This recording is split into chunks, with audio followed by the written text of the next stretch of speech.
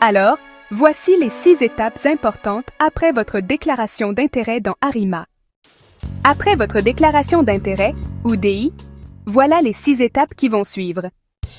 Premièrement, il y a l'invitation à présenter une demande de sélection permanente, aussi appelée DSP. Si jamais votre profil correspond aux besoins du marché du travail du Québec, vous pourriez recevoir une invitation du MIFI, c'est-à-dire le ministère de l'Immigration, de la Francisation et de l'Intégration. Les invitations sont attribuées selon un système de points, les priorités du gouvernement, les offres d'emploi validées, ou encore la résidence temporaire au Québec. Deuxièmement, il y a la soumission de la demande de sélection permanente, ou DSP.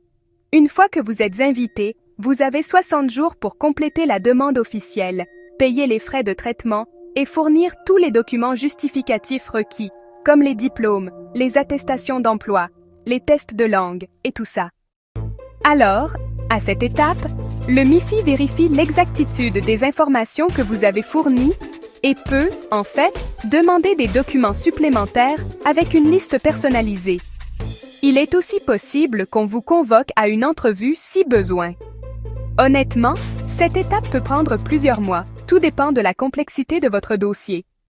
Si votre demande est approuvée, eh bien, vous recevrez le certificat de sélection du Québec, ou CSQ, qui est un document essentiel pour la résidence permanente. Le CSQ confirme, en gros, que le Québec vous a bel et bien sélectionné en tant que travailleur qualifié. Avec votre CSQ en main, vous pouvez maintenant déposer une demande de résidence permanente auprès du gouvernement du Canada, donc auprès d'IRCC. Cette étape comprend, entre autres, une vérification de sécurité, un examen médical et aussi une vérification d'antécédents criminels. Le délai moyen varie, mais on parle souvent de 6 à 12 mois voire plus dans certains cas. Si votre demande est approuvée par IRCC, vous recevrez la confirmation de résidence permanente, appelée CRP, ainsi que la carte de résident permanent.